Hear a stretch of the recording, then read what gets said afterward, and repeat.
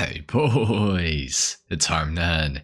Today I'm going to be ranking every police car in Grand Theft Auto Online, including the unreleased police cars like the Declasse Impaler LX Cruiser, as well as the Vapid Dominator FX Interceptor, and all of the other cars that are officially released. Now don't worry, I have actually driven these cars quite a bit, and I do know a bit about them, enough to say how I think they stack up against the rest. So anyway guys, if you enjoyed the video, a like is of course appreciated. If not, dislike. I'm trying to go for 300,000 subs this year. If you want to subscribe and help me out with that, I would appreciate it a lot, as long as you enjoy my content. Anyways, let's go ahead and get into it, starting off with number 9. Starting off at number 9, or in last place, we have the Declasse Impaler SZ Cruiser coming in at $3,540,000 if you have the trade price. Now, if you don't, it's going to run you $4,720,000. Now, technically, the Declasse Impaler SZ Cruiser is actually faster than some of the other cars on this list, but I cannot be the only one who just simply cannot stand this car. The proportions are awful, it's really terrible looking in my opinion. The performance though is actually quite good, and it is faster than a lot of the other cars ahead of it on this list in terms of straight line speed. As a matter of fact, this car actually corners pretty well too. I just really can't stand it, and I can't rank it any higher. However, if you can get past the looks and you do like this car, consider it to be ranked at number 5 and just shuffle the rest of the list down so that the next car is at number 9, if that's what you think. That's it for number 9, on to number 8. Next up at number 8, we have the Vapid Stanier Unmarked Cruiser coming in at $2,962,500 for the trade price. If you don't have it, it's going to run you $3,950,000, so just about $1 million more without the trade price. Pretty crazy. The Unmarked Cruiser was one that I was really excited for when it first released into GTA Online with the Chop Shop DLC, and then I drove it and quickly realized that it was really slow.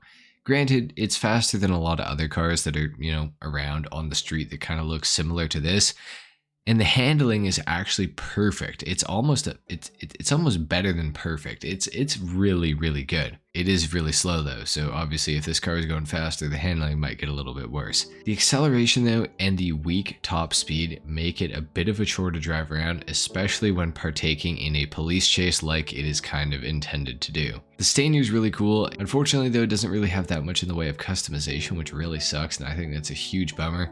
Honestly, probably one of the biggest drawbacks with the Unmarked Cruiser. But it is still a pretty cool vehicle, and it is the second cheapest police car in Grand Theft Auto Online, so there is something that needs to be said for that as well. At number 7, we have the Vapid Stanier LE Cruiser coming in at $3,517,500 if you have the trade price. Now if you don't, that's going to run up to $4,690,000 without the trade price. Now the Stanier LE Cruiser is the faster and marked version of the Unmarked Cruiser. It's a decent amount more expensive, but if you're trying to decide between the two cars, I would definitely recommend spending the extra money to get the Vapid Stanier LE Cruiser over the Unmarked Cruiser. I just think it's simply better. It's got a much better top speed, better acceleration, with about the same handling capabilities, except just in a much better package overall. And it actually does have some police themed customization for it as well, like liveries, and as well as that you can adjust the bar on the front of the vehicle and the lights on the top as well. Overall, the Vapid Stanier LE Cruiser is much better than the Unmarked Cruiser, and for only about an additional $500,000, you can't really go wrong with it. Next up though, at number 6, we have the Bravado Greenwood Cruiser, costing $3,682,500 for the trade price.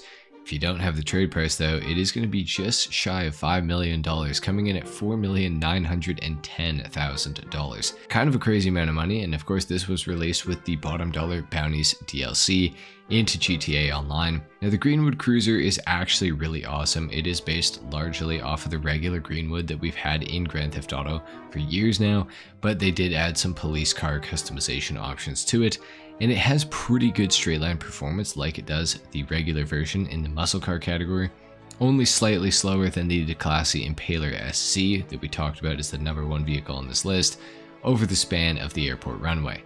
However, I think it has a higher top speed if you went for a slightly longer distance. I think that the Greenwood would actually overtake the SC, and it would stay ahead of it for quite some time, I would have to assume. Now the handling is also pretty sweet on the Greenwood Cruiser. It's similar to the regular Greenwood from the muscle category, maybe with even slightly better handling, but no matter what, both of them are really good handling vehicles. The Greenwood Cruiser is definitely a pretty sweet one, and I had to rank it ahead of the two Stainiers because I just simply think it's better, and it is certainly a lot faster as well. Next up at number 5, we have the Declassy Impaler LX Cruiser, which is unreleased at this time, and all we know about it is that it's going to cost $4,800,000. However, I was able to access the customization, and it seems like it has a pretty decent amount in story mode, so that is pretty cool. Now honestly, driving it around for the first time, I was really impressed. I'm not a big fan of the regular Impaler LX in Grand Theft Auto Online, so when I was driving this around in story mode for the first time, I was actually pleasantly surprised because I was expecting to not really like it that much. I thought it would be awful, but the customization was actually pretty alright, and the overall performance of the vehicle felt really good. The handling was very linear, it felt super good through the corners. The acceleration was also quite nice, it got up to speed very well, and I think it's a very good looking vehicle generally as well. Overall, the Impaler LX Cruiser certainly one to look out for when it does release into GTA Online.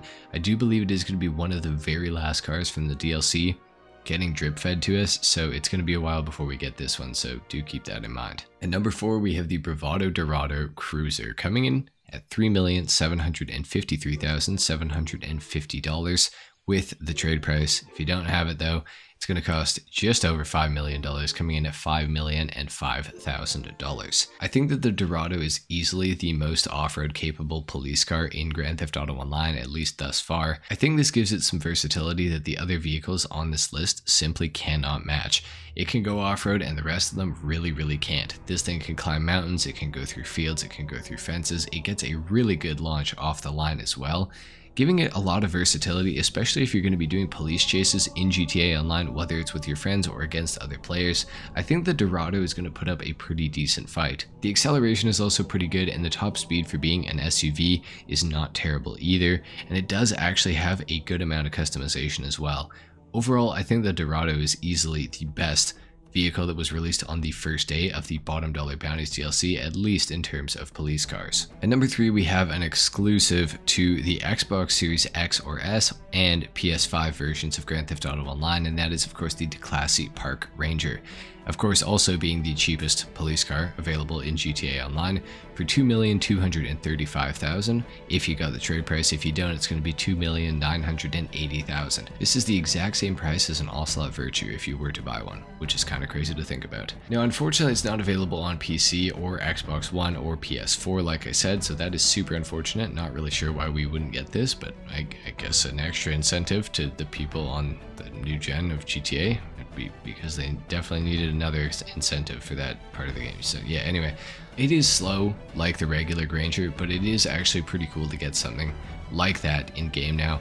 I just really wish it was on all platforms, but of course that would be too much to ask.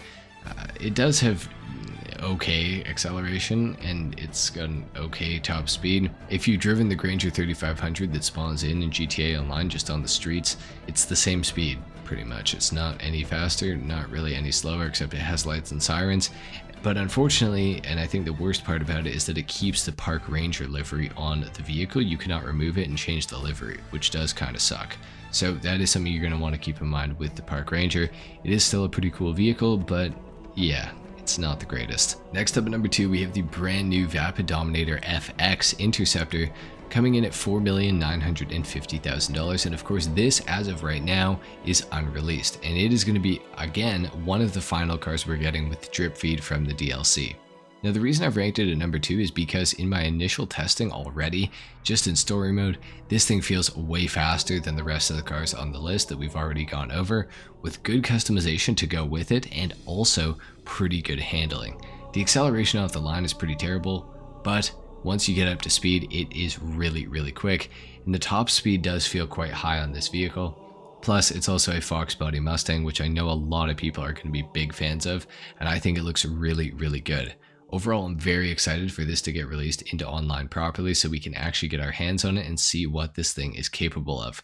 I don't think it's quite as fast as the #1 vehicle on the list, but it's darn close. And speaking of the #1 vehicle on the list, we have the Bravado Gauntlet Interceptor as the best police car in Grand Theft Auto Online. I'm pretty sure this wasn't going to come as a shock to many of you. It comes in at just over $4 million, $4,065,000 to be exact. And if you don't have the trade price, which is what that price was, it's going to be $5,420,000, which is quite expensive. In fact, it's the most expensive police car in the game, but for good reason. Overall, it is the fastest and best handling police car in the game. It's also the best looking and the most detailed and has probably the most customization as well. The handling is a little questionable sometimes, but for the most part, I think it actually handles really, really well, especially compared with the Gauntlet Hellfire, which it's kind of like based off of. I think this thing does exceptionally well in comparison to that, at least. The acceleration's decent, top speed is really good, the handling is good, the customization's good.